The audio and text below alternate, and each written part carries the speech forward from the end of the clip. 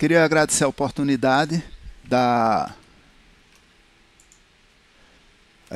a oportunidade na nessa empreitada, né? Eu sei que os desafios tecnológicos são grandes e realmente foi muito interessante a abordagem. Tem um pouco da história com relação à questão da Revolução Industrial Moderna, especialmente a terceira e a quarta, foi a criação do primeiro computador.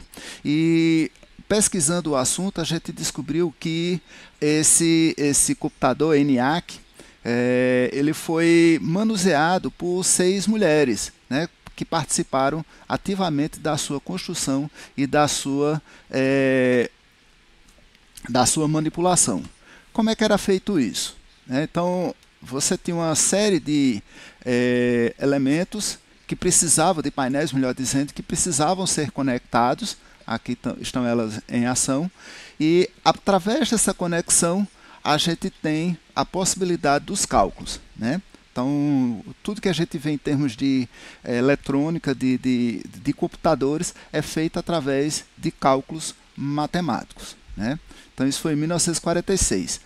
Entre 1950 e 71, a gente teve o advento de quê? Da eita, a palavra é muito grande. Do transistor, né?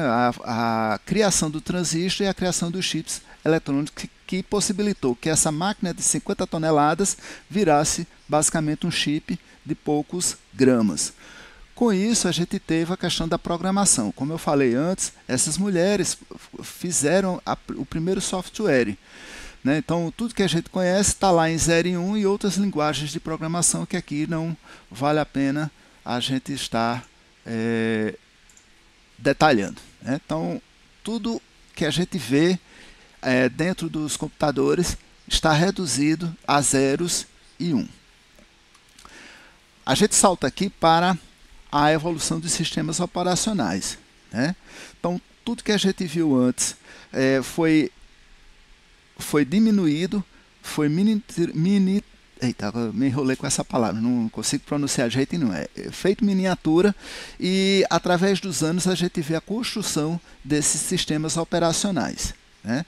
Então, a gente tem os mais conhecidos aqui, hoje o Android, o Windows e outros que não são tão conhecidos, que é o Linux, né, esses dois aqui, e o Apple, que é conhecido como iOS, né? Então, cada sistema operacional ele foi fabricado, foi pensado com um objetivo bem específico. O mais difundido hoje em dia, claro, são o Windows e o Android. O Windows para computadores e o Android. E em uma menor escala a gente tem esses dois aqui, que são o Linux e o Apple. Claro que o Apple tem um grande problema, que é a questão do preço, né? São máquinas bastante caras em relação aos outros. Então vamos lá, o objetivo desse trabalho, compreender, foi um ensaio que a gente desenvolveu. A princípio a gente tinha pensado numa pesquisa integrativa, só que a gente descobriu que seria impossível fazer isso. Daqui a pouco eu explico por quê. Então, compreender como os direitos humanos são respeitados na perspectiva do desenvolvimento de sistemas operacionais nativos que tornam os computadores e smartphones acessíveis à pessoa com deficiência visual e auditiva. O estímulo desse trabalho foi a partir da minha tese de dissertação. Tese de dissertação é ótimo. Da minha tese, e onde a gente trabalhou com pessoas com deficiência, né? A metodologia, como eu já falei, foi o ensaio, e o período invocado foi a partir de 2015, que é o ano de lançamento do Windows 2010, né? A versão 2010. Daqui a pouco eu explico também por quê. Dentro do repositório agregador Google Scholar, e a partir desses termos. Por que o Scholar e não aqueles mais clássicos conhecidos como Cielo, BVS, PubMed? Porque as revistas que a gente poderia alcançar são bem menores, a quantidade de revistas que a gente poderia alcançar são bem menores em relação se a gente fosse utilizar esses termos, esses repositórios. O Scholar, além de abarcar aquelas revistas, também abarcam outras que não atingem os critérios para o Cielo e especialmente para BVS e PubMed, né? Então aí é onde a gente descobriu que não tem trabalhos que associem os sistemas operacionais ao direito humano, né? E a gente vai ver que esses sistemas operacionais, eles já cumprem boa parte das funções. Vamos lá, em termos de direitos humanos, né? A gente precisa compreender primeiramente que existe a necessidade do ser humano se comunicar com a máquina. É o conhecido interface homem-máquina, onde a gente tem um monitor, a gente tem o teclado, o mouse e as caixas de som. É o geral.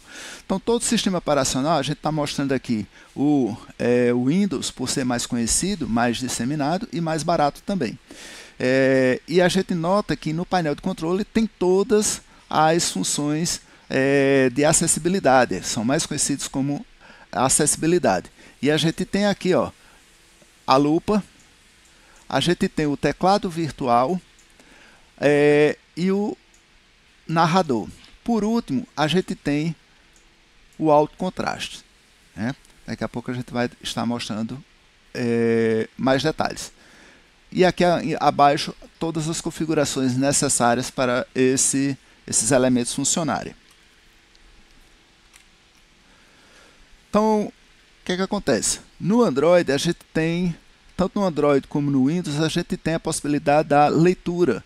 Através da passagem do dedo na tela touch, é lido aquela área da tela e é repassado para os cegos aquela informação. E aí, com a passagem do dedo, ele pode selecionar aquele que ele quer. Para aquelas pessoas que têm dificuldade visual extrema, né, não é apenas o óculos que a gente usa, ela realmente não consegue ver bem, a gente tem a questão do flash de colorido, ou o flash na tela. Serve também para pessoas que são surdas. Então, ela, desde que esteja com o celular à vista dela, e os surdos têm esse treinamento, ele consegue visualizar que tem alguma coisa acontecendo no celular e precisa da atenção dele, seja chamada, seja outra questão. A gente já falou um pouco da alteração do contraste, né? E tem também a questão das legendas. Por último, eu queria trazer aqui a questão do Velibras, e especialmente é um software brasileiro, gratuito, feito pelo governo brasileiro há muito tempo atrás, mas que sofre com a questão do regionalismo, né? Mas no final a gente trata mais um pouco.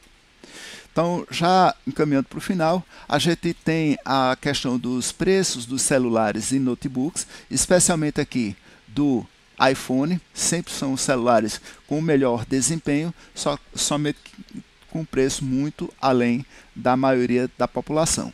Os celulares Android tem um preço mais baixo, só que realmente ainda para populações pobres ainda precisa de um incentivo ou ajuda de pessoal do governo ou de outras pessoas para poder essas pessoas terem acesso, no caso especificamente pessoas com deficiência. Mas o fato é que a gente nota que existem mecanismos para que essas pessoas possam acessar, acessíveis, né? E já mecanismos não pagos, nativos. E a gente tem a questão da internet das coisas, né?